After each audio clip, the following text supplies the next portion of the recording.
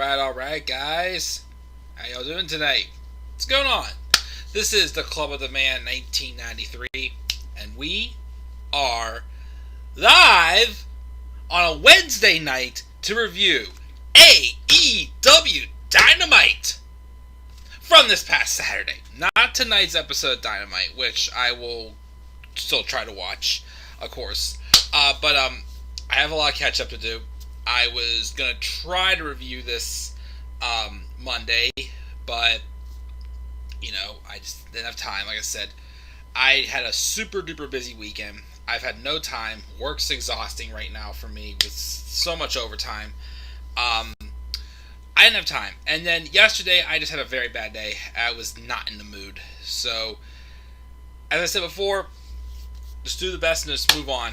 I can't keep, holding up the channel. I gotta at least talk about some way for the shows. So that's why, unfortunately, second week in a row, AEW does not get a grade. Even though, from what I read the results, it looked like a good show. The only thing that I definitely went back and watched was the main event of this week's episode. But tonight I'm going to be very aggressive, trying to get caught up. I'm at least going to review Saturday's Dynamite and Raw on Monday. Oh crap, I still have to do that one video on my thoughts on Tyler Breeze and Fandango and all of them getting released, but I'll try to do it maybe tomorrow. But I want to at least get my Raw and AEW reviews caught up with. I want to try to get everything caught up with by Friday, because Saturday I have to work, have a wedding gig, and Sunday and Monday I'll be with my girlfriend both those days. And I've been dying to have some more time with her because we've been busy and we've had some crazy schedule recently. So I need my time with her because I love her and I miss her. But, going off on a rant there. Not really a rant, but going on a little bit of rampage. No pun intended, says AEW Rampage is coming up in August. But I want to at least, get caught up. Don't want to be far behind. And I also want to get my Money in the Bank card predictions done, because that's almost getting too late. So I might just do a very lazy card predictions, but, I'll try to do that either tonight or tomorrow, but we'll see. So, talking about Dynamite from this past week. Again, I didn't watch the show. The only thing actually I did watch, though, was the main event, which was Kenny Omega versus Jungle Boy for the AEW World Title this past Saturday. But other things that happened on the show, I'm going to go through this one very quickly here. Sammy Guevara was attacked by Shawn Spears earlier in the day, and I guess later on in the show, we have MJF says he's unsure why people are pissed that he attacked Dean Malenko last week, but then Jericho and Hager take him, and Shawn Spears and Wardlow out, leading to a brawl in the ring, and Sammy Guevara eventually arrives to even the numbers. Again, it seems that they are definitely, despite the fact that it's still, Inner Circle and Pinnacle, feuding with each other still, I still like, because they gave him the pinfall victory at Double or Nothing, and they're really, really, it feels like, they're still obviously, doing well with, everyone in both groups, but definitely Sammy Guevara feels like he's the one who's benefiting most, and he's the one they're being more aggressive with. Like, there was definitely some people, such as Jungle Boy, of course, which we'll talk about him in a little bit, that AEW just held back on for a bit. They wanted to, make them relevant, but they didn't want to, go all out with them. No pun intended again. Because, once again, they didn't want to do what happened with Drew McIntyre and basically get his big push not in front of the fans, unfortunately. So, I like how, again, they're giving someone else a spotlight in this feud. Like, they're obviously making, like, that one person stand out. And it's Sammy Guevara, which I like. And I think tonight's episode, or coming up at one of the July specials, I think we're getting MJF and Sammy Guevara.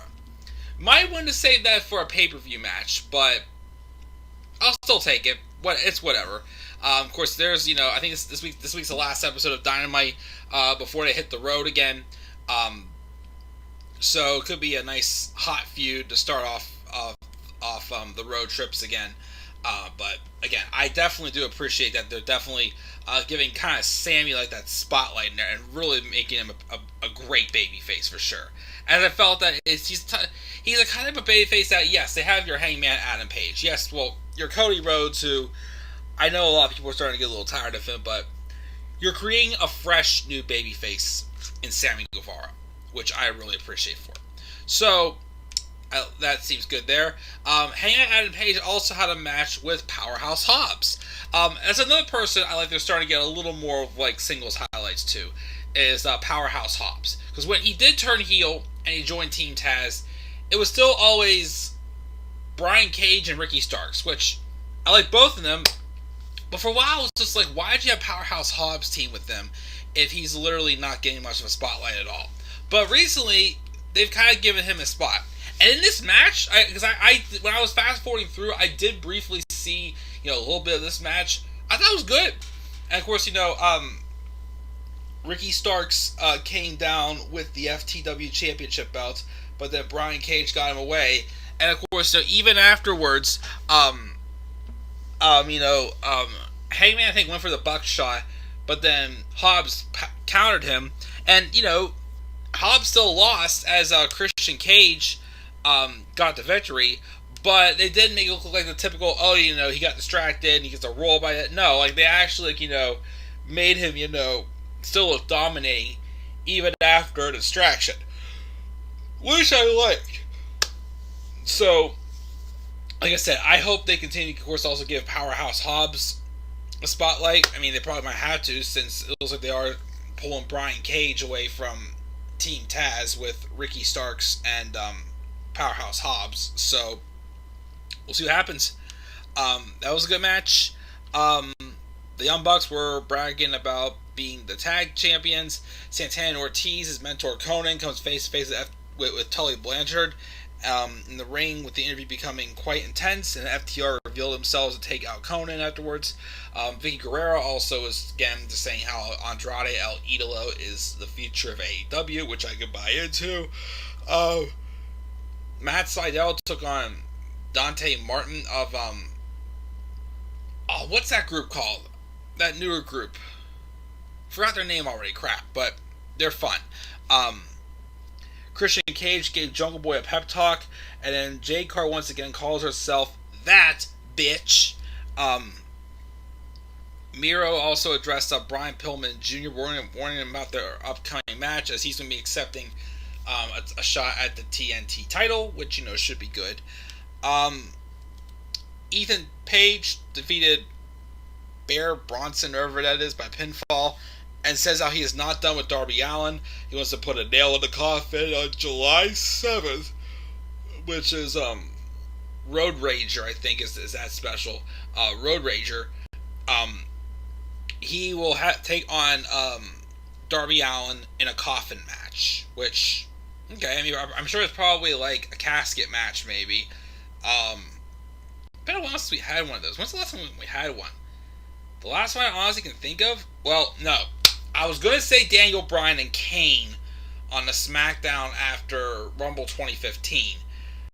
But I honestly think the last one we had was that one at Greatest Royal Rumble in 2018 with Undertaker and now Miro, but formerly Rusev. The match, remember, where apparently Rusev had to get permission from his wife to have that match? Well, originally they were going to do Rusev and Taker, and they changed it to Taker and Jericho, then back to Rusev and Taker, so very back and forth with that, but I think it's the last coffin casket match we've seen. But that'll be good. Britt Baker disparages Vicky Guerrero. Nyla Rose warns her about the claws of the Cougar. I think they have the match coming up at one of the July shows. I'm like, fine.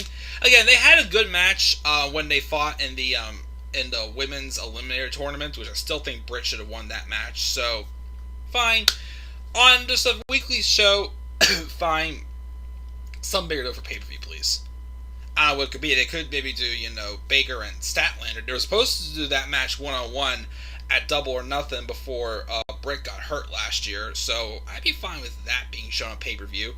I guess not doing Sheeta in a rematch. We haven't seen her since she lost the belt, I think. I can't remember. I don't know, but all I know is that Britt Baker's champion. I want her to be champion for a long time, but hopefully, at some point, we'll have a good PNG image to put her with the championship. I hope. But speaking of which, Chris Statlander defeated the Bunny, and then Orange Cassidy was taken out by the Blade, Jack Evans, and Angelico. Okay, random feud there. QT Marshall complains about not being named previously as Wrestler of the Week. And Brian Pillman Jr. calls out Miro for having a Messiah complex. And then Eddie Kingston sends a warning to the Young Bucks. I don't know what that was, but I guess he's not done with them. Who knows? Although there's Frankie Kazarian, who is the elite hunter, as they're calling him, as he's obviously going after them for causing him and Christopher Daniels to split up.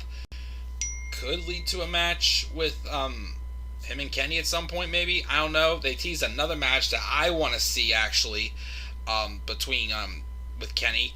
Well, first, the main event. The only match I made sure to watch on the show.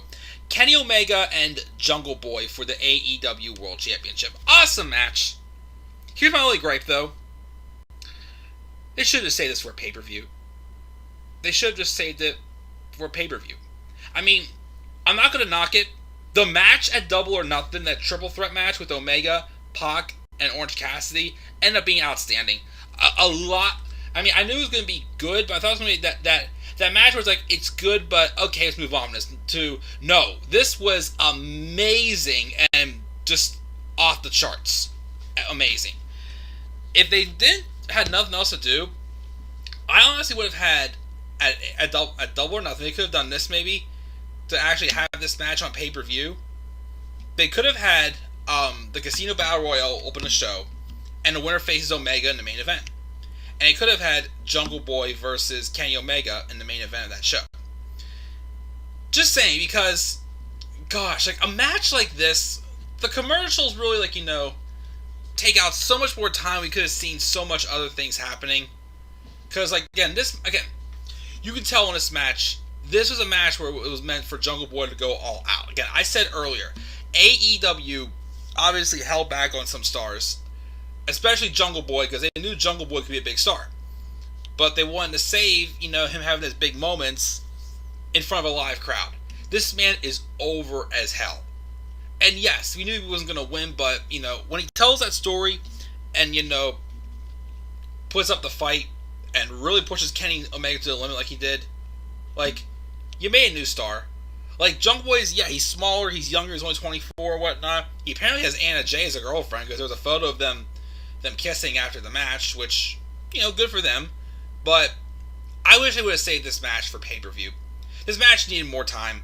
And, we had a good match, but I feel like this match could have been even better if you had it on pay-per-view. Again, we could have had a match of the year contender if this would have been on pay-per-view and given the time that it deserved. But definitely an excellent match. Kenny retains, and afterwards, Christian Cage comes out, because the rest of the... Well, first, I think the match started off with, I think it was, Marco Stunt got in the ring as he was jawing at Gallows and Anderson, and both, of their, allies got ejected, Jurassic Express and Gallows and Anderson got ejected. They came out during the match whenever Jungle Boy was putting Omega into a submission maneuver, but of course they they tried to Gallows and Anderson tried to come to distract him, but it didn't.